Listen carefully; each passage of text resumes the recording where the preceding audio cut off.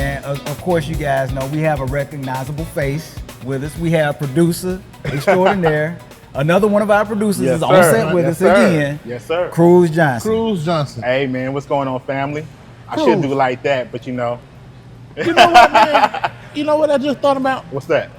This is the first time all three of us are sitting here together. You know, wow. You know what's crazy about this? This is the first time we've had the whole crew all here together. One time. Both producers have been on the show now. Get out of here, man. Yeah, that's crazy, man. You know what? It feels like we all brought, Michael Jackson brought all of us together. I said you that gotta earlier. think about that. That's creative. True. That's I creative. said that earlier. Yeah, man. We are family. We're a family, man. Yeah. Shout out to Tito. That's right. Yeah. Shout out to Yeah. Tito. We are the world.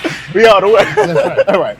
Nah, man, this is great to be here. It's great to be with the family, of course, number one. This is a big movie premiere. Yeah, and I know it's something that everybody been excited about. People that have been looking forward to it. So, man, I'm looking forward to talking about it. I know y'all been talking about a little bit about it. Yeah. Let's just dive into it. Let's get it. Yeah, man. Yeah, Well, man, tell us what's your what's your takeaways, opinion what you thought. Oh, this is the hot seat. Yeah, This is the hot seat. It's the hot right seat, in the middle. man, yeah. Oh, okay. Yeah, you're not Cruz the producer right now. Okay. You're Cruz the moviegoer. I was a little bit comfortable behind the camera. Yeah, so no, you got to tell us about your experience, man, coming to the movie theater and watching Michael. Yeah, for number one, it was a great experience. Okay. You got to give the credit to what credit's due. I think the director, Antoine Fuqua, man, he brought it. Yes. Like he was prepared for this moment. I think he didn't duck it. He didn't duck anything with it. He was prepared for this moment. You could really tell he was a fan, not only of Michael Jackson, but the music and just the way that, man, the scene, the performance scenes. Yeah, man. yes. Like he lived that. I mean, everybody lived through that and experienced his, Michael Jackson's music, his music videos, his impact on the culture. Yes. I mean, he went viral before viral was even a thing. Oh yeah. And so to have that and see that impact again, I think that's the testament of this, of what he brought to the camera as a director, but also the actors that was behind it. I mean, Jaafar. Man, like embodied. We cannot say enough about the man. Performance that this kid had. Man. Yeah. Like I say kid, but young man. Yeah, young man. Yeah. He embodied his uncle. He truly. I mean, because there were times like, and I think I said this earlier, Johnny. But like how a lot of times you hear people imitating Michael Jackson. It sounds like an imitation or it sounds like a parody.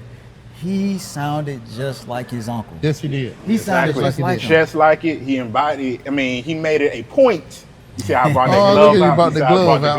Okay. So how I did I like that. Yeah. Every time I bring that out, that's a moment. So no, like he made it a point to really take serious. He didn't just. It wasn't just given to him. He embodied it. And I think the last time I've seen something like this was maybe when NWA came out. And you had O'Shea, the junior to play Ice Cube. Yeah. Like he did not just take that role; he embodied Ice Cube, right? So I felt like that's the same way Jaafar did with Michael Jackson. Yeah. He knew there was pressure on him. He knew that his family was looking at him, and he didn't just take that. The lightly. world was looking at him. The whole world knew. Yeah. And so he brought it, and you can't, if there's any critics or anything that's out there, they cannot criticize his role and what he did in this movie. Yeah. And that's the thing I love about that. Now, let me ask you this. So, I mean, because most of the time when we're asking people questions about movies and getting their reactions, these are just normal movie goers. Of course. But you are an actual filmmaker. Yeah. You're a producer. You're a writer. Okay. I mean, you're all that stuff. You're all that stuff. Right, I mean, award-winning. You're award-winning, man. So, 5-15. So, as a DP, I want to talk to you as a DP right now. Okay. So, as a DP, seeing this movie, and what did the camera angles, the shadows, the colors, all that stuff, how did that make you feel? I think that's what was his whole focus, is to bring you in through the storytelling of the angles, the storylines, the way they shot it. I mean, you felt like you was in the music video, like you was in the music, right? And I think that's what that whole point of part one, which we'll get in a little bit deeper of what my appreciation of the project or lack of, right? But I feel like cinematography wise, it told the story. Okay. Right? I feel like, you've seen a lot of AI pieces in it, shout outs to Bubbles. But you've seen a lot of moments where how they use technology now, and I know you're huge on using the modern technology into projects. They use that. And I think it was well done. I think from the audience and the way they shot it, around the stadium, to like immerse you into that experience. I think it was very well done. And I mean, I don't think you can do that any better. No, that's just my opinion. I can tell you really enjoyed it because you sound excited about it. And that's one thing I loved about watching this film was like the theater experience, man, because you have people in there that's like singing along to the songs and come dressed up as Michael Jackson, wearing the gloves, and man, it was just amazing. It was like being at a concert for real. Yeah. Because like this was like one time when I went to the movie theater where I don't mind people like screaming at the screen and talking back and just waiting for their favorite moments because they know it's coming. Yeah. When you know when Thriller's coming, when you getting ready, you getting hyped for it. You know what I'm saying? And that was again, it takes me back to that Black Panther, like I talked about before. Exactly. And just that experience. And I truly felt that this film would bring that, and it has so far. And I'm moving back, and like you said, that's the first thing you told me was it's gonna give you the Black Panther effect, right? One of my favorite parts is when you start hearing the beat of Beat It, right? Yeah. Like how he brought it in. You heard Michael Jackson figuring it out. Like you've seen the posts, you've seen the cars being put up. You see he's in it already, and then that immerses you into that. And so I feel like that's huge.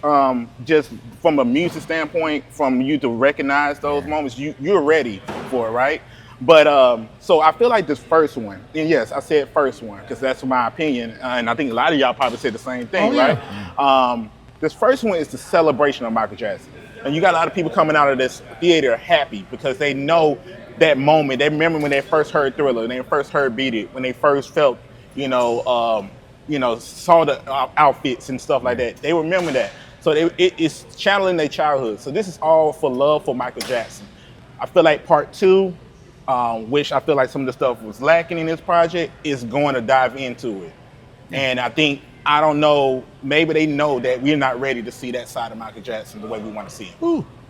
Well, I think it's a complete movie though, because it's only telling a portion of Michael Jackson's life. Right. The film ends in 1989, so you get from his childhood with the Jackson 5 all the way up until like when he was doing the Bad tour. Okay. That's where the movie ends. And then it says I think at the end it says something like his story continues? Yeah, his story continues. Right. Or whatever. So they kind of are cluing us in that you'll see more. Yeah. And then I think we've talked about on the podcast before that, legally there were certain things that they had to remove from this film because they had to spend another $15 million just to film extra scenes to complete this film. So a lot of it was changed up. Mm-hmm. But for the movie that we got, like I said, I did an out of theater